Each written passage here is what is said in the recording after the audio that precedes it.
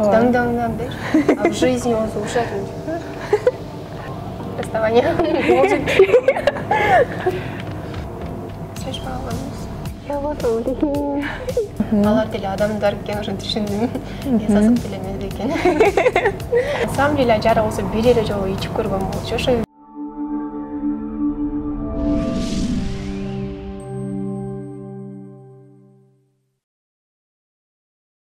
Салам достор, жалпыңыздарга амансыздарбы? Бүгүн дагы биз интернет жылдыздар менен маекти улантабыз. Бүгүн бизде өзгөчө коногубуз бар. Анткени бир жылдан бери эмне менен алек болуп жатат, кандай өзгөрүүлөр бар, жашоосунда кандай өзгөрүү болуп жатат, аны биргеликте сурайлы деп чечтик. Бүгүн бизде конокто бардыбызга белгилүү блогерша Кежи Мидай.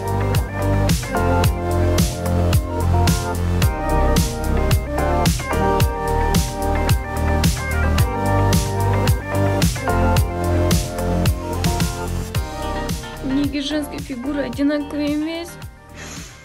Саламатсызбы Мидай? Биздин Соло медиа каналына куш келипсиз. Иштериңиз кандай болуп атат? баары жакшы, рахмат. Уялып атасызбы дагы? Интервью бере элеңизге канча убакыт болуп калды? Полгода.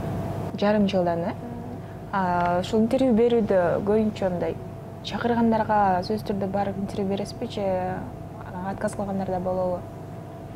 Отказ кылгандар болот, бирок алар YouTube'да өзүнүн выгодасы бар болсо ошону отказ кылам. Ну, реклама кылган немечи. А так если реклама сурабай жөн эле интервью кылса, анда барам. Реклама кандайча сурашат алар?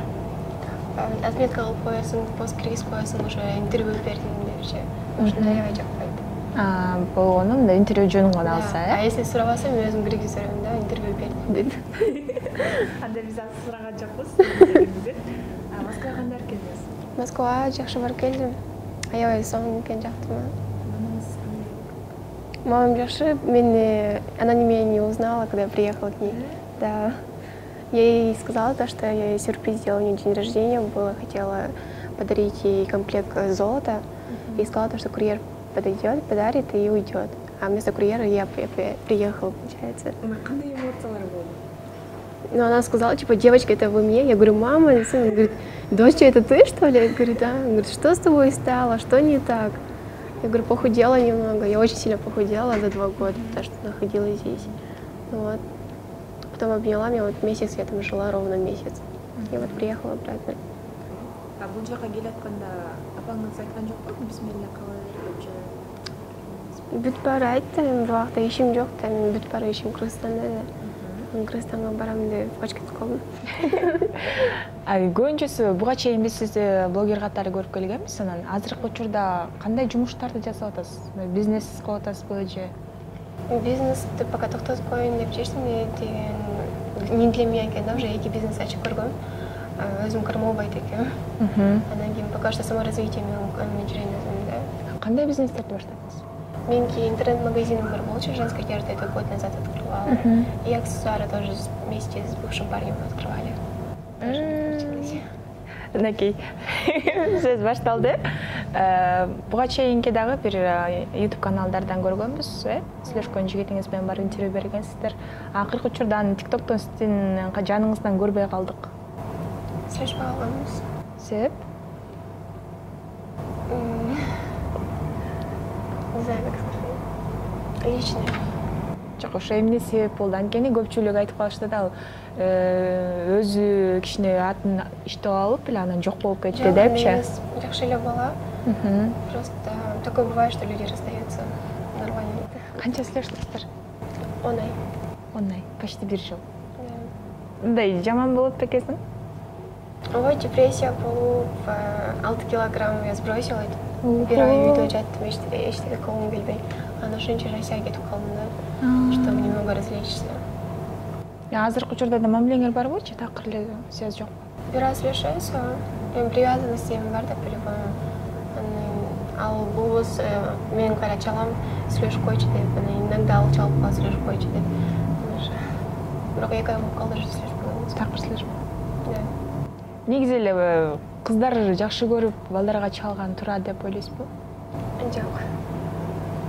У меня есть поклонники, которым я вообще не звоню, но они, знаете, ну, как будто на руках носят, да. А если меня начался, уже все, да, жүрөт канжанында находит. Уже очень гордый был шлекен, что в дружбе, что в отношениях. Ну, в отношениях к противоположному полу. А азыркы тапта эч ким менен сүйлөшпөй элесиз? Слишком да келбейт. Көңүлүңүз калды. Анын ата энеси башында каршы чыгып атат деп калды эле. Каршы болуп аткан, бирок со временем уже начали привыкать, да, потому что я же не только плохая, мен инстаграмда башкача болсом, в жизни мен башкачамын да. Начали привыкать со временем. Мисалы үчүн эми сизде көпчүлүгү эле мурда жаман башкача жүрөт, же болбосо ачык кийинетчи, бирок акыркы күндөрү сиз кайрымдуулук иштерди көбүрөөк кылып, мисалы үчүн көчөдө отурган эжелерге жардам берип атканыңызды көрүп атабыз. Ушул жактан дагы детский донорго да барып атасызбы? На самом деле я стараюсь много помогать. Например, если я получаю какую-то зарплату, деньги от рекламы, я стараюсь хотя бы как минимум 10% из этого куда-то потратить, например, на благотворительность. Но аның бардығын көрсетсе болбойт да. Мен только ушу бардығы кылган нерселерди 10% эле көрсөтөм. 90% уже калып калат. Потому что на показ кылсам ал деле пайдасы жок болуп калат да. Акыркы жолу кимдерге жардам бердиңиз? Акыркы жолу у нас есть группа в WhatsApp, где там пишут все женщины, которые мать-одиночки, которые остались одни, и пишут там год, там день рождения, не день рождения. Вот. Последний раз семью ходила в Акорго, получается, там я продукты оставляла. А эмне үчүн азыр ушундай элер көп атат деп ойлойсуз? Баласы менен эле мамалары жалгыз калып калгандар. Мужики вообще виноваты. Я вообще не знаю. Жашушуна колошлек. Меняется же все. Сиз аябай өзгөрдүңүз да. Былтыр маектешкенде такыр башкача, азыр маектешкенде такыр башка эле Үмүт айды көрүп атам. Буга эмне себеп болду? Расставание. А ушу балдар себеп болду өзгөрүүгө дагы? Люди, не только балдар, у меня есть подруги, которые я близко доверяла, там, год с ними дружила, а потом, когда они предают, уже сильнее становишься, да, после их ухода. Поэтому люди, наверное, влияют на то, как человек меняется. А сиз азыр ажара менен дагы жакын курбусуздар, э? Көпчүлүгүбүз эле ажараны аябай жаман жактан көрүп атабыз. Ичип алыпмын, тетигинти, а бириси болсо жакшы жардам берип жүргөндөрүн айтып атышат. Деги эле ажара кандай курбуз сизге? На самом деле ажара болсо бир эле жолу ичип көргөн болчу ошо видеодо. И то анын ситуацияны полностью билбейм, айта албайм эмне болду. Просто сразу деле билбейт, вдруг ей больно будет вообще. А так я знаю, что до этого она ни разу не пила, ал чекпейт, ичпейт. Но что видеодо деле бир жолу калыптыр. Она на самом деле в жизни очень добрая, простая, да. Мама уже что? А это такой, если подруга гим болса, с машины болса. Она полностью озеркаливает меня. Неки азыр Үмүтай сиз менен жолугуп маектешип атабыз, анан алдыда кандай пландар бар? Анткени Кыргызстанда азыркы тапта блогерлер аябай көбөйүп кетти, өзүңүз деле байкап атасыз. Кандай пландар бар? Кайсы жактан алып кетсем деп ойлоп атасыз? Менин планым Кыргызстанда каламда коюм жок. Мурда айтып аткан болчумун, Кыргызстанда жашайм деп. Сейчас я хочу дом купить за границей, где-то в море, где-то там. Ошон я хочу сейчас развивать не только Инстаграм, но и ТикТок. Көп ТикТок тартып калдым да, анимация келдичи. Өзүм аниманы көрбөй үчүн, бирок фанаттар аябай көп экен да. Анимачы. Ошон үчүн стараюсь смотреть, чтобы контент разнообразить. А бул канча мамлекетке барып келдиңиз? Анткени мен билгенден эле кайсы жакка барып келдиңиз? Египет, Турция, да. Уже экосунан буюрсам декабрда либо Мальдивы, либо Греция карайм дейм. Охо, өзүңүз жалгыз эле барасыз бул жолу. Просто я себе обещала, что үчөөнү көрөм деп. Бир жылда. Негизи эле ушул туура деп ойлойсузбу? Башка өлкөгө чыгып келип. Да, это мышление меняет очень сильно человека. Например, до того, как я в Египет съездила, мен индустарда я жаман көрчүмүн да, потому что все говорили, эй, алар сасык депчи. Аларды башкаларды угулуп, мен да ушинтип, ал сасык деп. Потом, как я съездила в Египет, я поняла то, что они очень добрые. Алар деле адамдар экен, ошентип түшүндүм. Я сасык деле эмес экен. Вот, по-другому начала смотреть на них.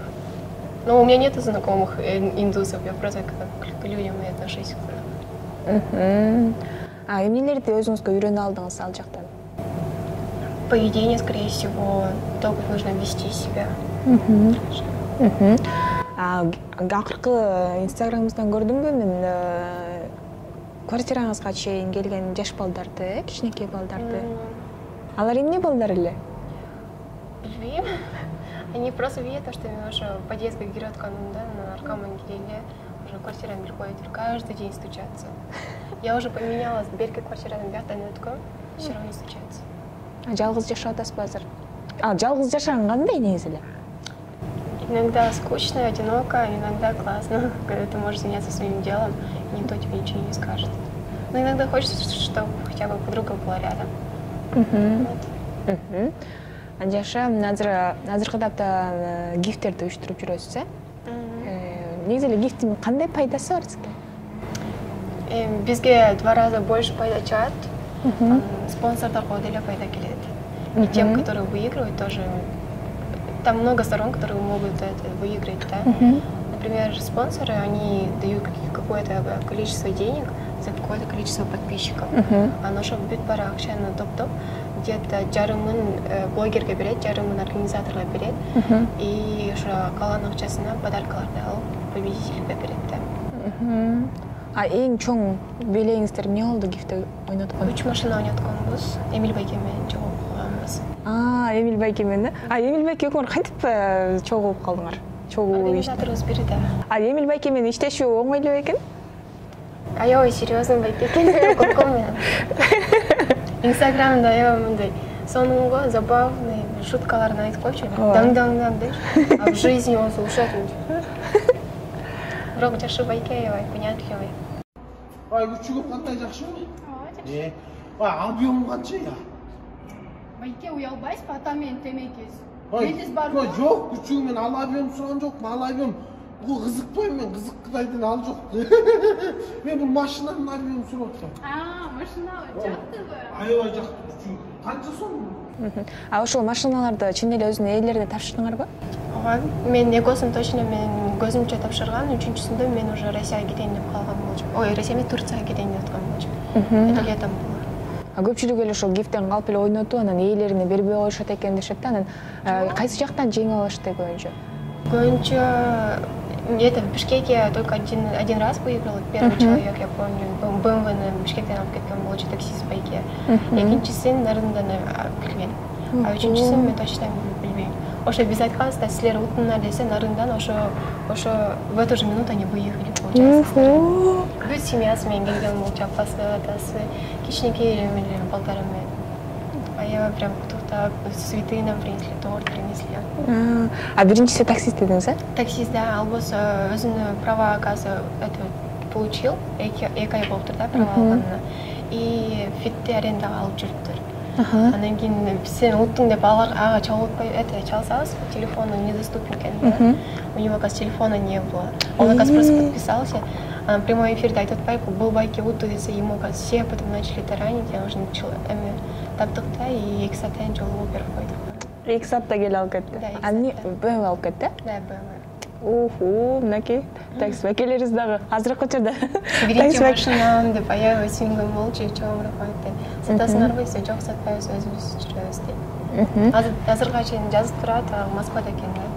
Вот келип жолу чай берип коюң хотя бы дейт. Мисалы үчүн азыр блогерлер мынакей Москвага кетти деп атпайсызбы? Москванын блогерлери таксисттерге машина белек болуп атат. Кыргыздын блогерлери машиналарды өрттөп атышат.